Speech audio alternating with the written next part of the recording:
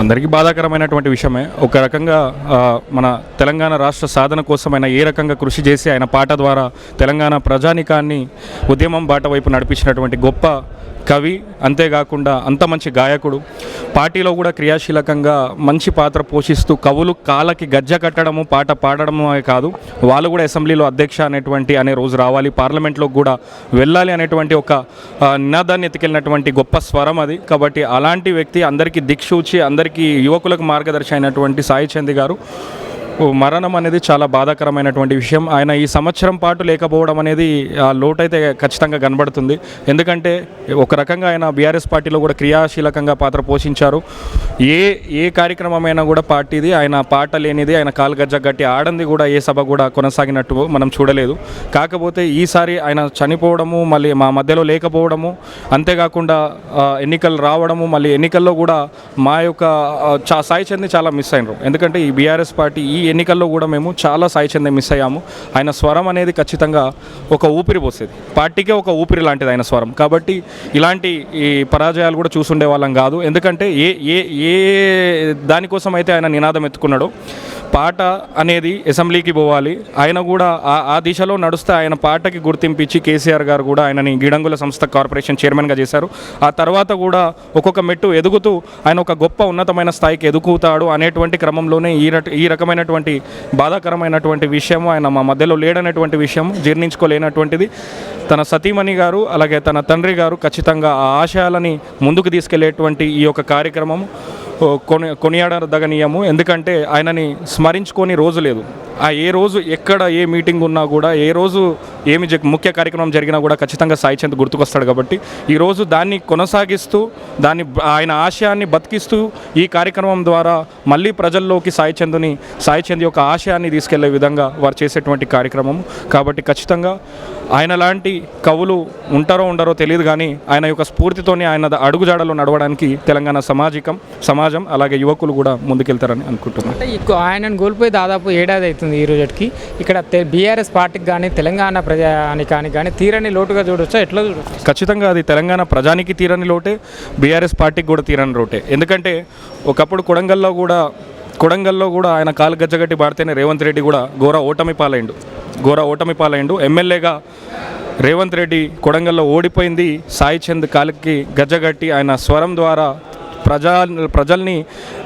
ప్రజల్ని కూడా మమేకం చేసి ఆయన చేసేటువంటి అరాచకాలను కూడా పాట రూపంలో ప్రజలకి చైతన్యపరిచే రూపంలో చెప్పిండు. కాబట్టి ఆ రోజు రేవంత్ రెడ్డిని కూడా ఢీకొన్నటువంటి గొప్ప స్వరం సాయి చంద్ స్వరం. కాబట్టి ఆయన లోటు ఖచ్చితంగా ఉంటుంది. బీఆర్ఎస్ పార్టీ కూడా అనేక వేదికలలో కూడా ఈసారి ఎన్నికల్లో మేము సాయి చంద్ని చాలా మిస్ అయినాం. ఈ ఎన్నికల్లో సాయి చంద్ స్వరం ఉండుంటే బహుశా బీఆర్ఎస్ ప్రభుత్వం మళ్ళీ ఏర్పాటయ్యేది. కాబట్టి సాయి చంద్ లేని లోటు తెలంగాణ సమాజానికే కాదు, ఆయన నమ్ముకున్న పార్టీకి కూడా చాలా ఇబ్బంది కలిగించింది. అంటే బీఆర్ఎస్ గతంలో 2 సార్లు అధికారంలో ఉండి పార్టీ చేసిన అభివృద్ధి పనులు కానీ పథకాలు కానీ ప్రజలకు చేరవేసే విషయంలో పాట ఆట మాట రూపంలో సాయి చంద్ గారు ప్రధాన పాత్ర పోషించిండు.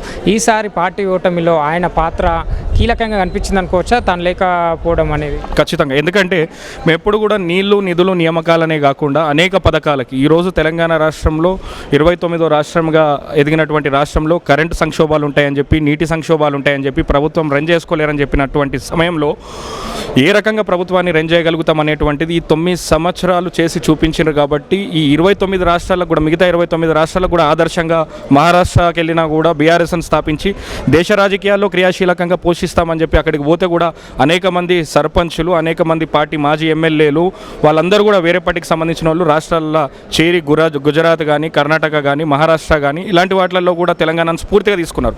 ఈ స్కీమ్స్ని స్ఫూర్తిగా తీసుకొని ముందుకు నడిపించారు. అలాంటిది ఒక స్వరం కూడా, ఎందుకంటే ప్రజల్లో అవేర్నెస్ అనేటువంటిది చాలా అవసరం. కాబట్టి సాయి చంద్ గొంతు ఆ స్వరం తెలంగాణ రాష్ట్రానికి కేసీఆర్ గారు చేసేటువంటి ప్రతి పథకాన్ని కూడా అంటే అందరికీ అర్థమయ్యే భాషలో ఆయన యొక్క పాట అందరిలోకి తీసుకెళ్లేటువంటి ఒక గలం అది. అటువంటి స్వరం ద్వారా ప్రజలకి ఆయన ప్రభుత్వం చేస్తున్నటువంటి ప్రతి పథకాన్ని కూడా ప్రజలకు చేరవేసే విధంగా ఆయన పాట రూపంలో ప్రయత్నం చేశాడు. దాంట్లో మేము ఫలించినాం. కాబట్టి ఆ స్వరం అనేటువంటిది చాలా కీలక పాత్ర పోషించింది 2 సార్లు పార్టీ అధికారంలోకి రావడానికి. అయితే ఆయన చనిపోయిన అనంతరం పార్టీకి కుటుంబానికి పార్టీ ఏ విధంగా అండగా ఉందనుకోవచ్చు, ఏ విధంగా పార్టీ సాయి చంద్ గారి మృతి ప్రస్తుతానికి మాత్రం బీఆర్ఎస్ పార్టీలో తీరని లోటు. ఆ తర్వాత ఆయన అకాల మరణం తర్వాత ఆయన ఆశయాన్ని కొనసాగించడానికి ఆయన సతీమణి గారికి కూడా కేసీఆర్ గారు అవకాశం ఇచ్చారు. ఎందుకంటే ఆ గలం ఎప్పుడు కూడా మూగబోకూడదు.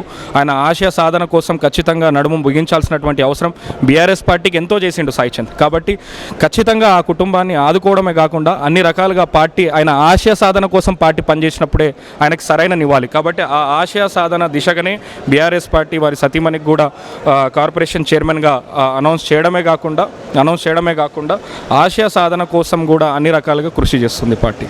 అంటే మళ్ళీ అలాంటి కళాకారుని మనము చూసే అవకాశం ఉందా, మళ్ళీ పొందే అవకాశం ఉందా? బహుశా ఇప్పుడున్న సమాజంలో మాత్రము నాకైతే ఇప్పటివరకు అటువంటి కవి ఎక్కడ కనబడలే. ఆయన లోటు మాత్రం ఖచ్చితంగా కనబడుతుంది. ఆయన తర్వాత గద్దరన్న అనుకో ఇంతమంది వెళ్ళిపోయిన తర్వాత మళ్ళీ ఆయనను రీప్లేస్ చేస్తూ నేను ఈ రోజు వరకు ఎవరిని చూడలే. ఆ స్వరం నేను ఊహించలేను. ఇక అది వచ్చిందంటే 8th మిరాకిల్. ఇక సాయి చంద్ లాంటి గలం మళ్ళీ నాకు వినిపించదో తెలియదు. కానీ ఆయన ఇప్పటివరకు రాసినటువంటి పాటలు, ఉద్యమంలో రాసినటువంటి పాటలు, రాష్ట్రం వచ్చిన తర్వాత రాసిన పాటలే మాకు ఇక అది ఒక గుర్తుగా నిలిచిపోయినాయి. అంటే సాయి చంద్ అన్న బతుకున్నప్పుడు కానీ ఆయన చేసిన ఎన్నో సేవ కార్యక్రమాలు కానీ పాటలు కానీ ఆయన పార్టీకి అందించిన అండదండ కానీ మీలాంటి యువ నాయకులు ఏం నేర్చుకోవచ్చు ఆయన నుంచి? ఒకటేందంటే అల్పెరగని పోరాట యోధుడు, ఆకలి తెలియదు. ఎక్కడన్నా ఒక నలుగురు జనాలు ఎక్కడన్నా ఊర్లో గుంపు కూడితే తన ఆకలిని సైతం మర్చిపోయి ఆ నలుగురిని ఏ రకంగా నేను ఉత్తేజపరచాలి, ఏ రకంగా వాళ్ళకి నేను చైతన్యం తీసుకురావాలి వాళ్ళల్లో అని చెప్పి వాళ్ళతోనే ముచ్చటిస్తూ వాళ్ళకే చెప్తూ వాళ్ళతోనే మమేకమవుతూ కనబడతాడు. కానీ తన ఆకలిని సైతం మర్చిపోయి ఈ సాహిత్యానికి కానీ కళాకారునిగా కవిగా ఆయన యొక్క నిజమైనటువంటి ఒక గలాన్ని వినిపించే ప్రయత్నం చేసిండ్రు. తాను నమ్ముకున్నటువంటి దానికే జీవితం అంతా కూడా అంకితం చేసిండు.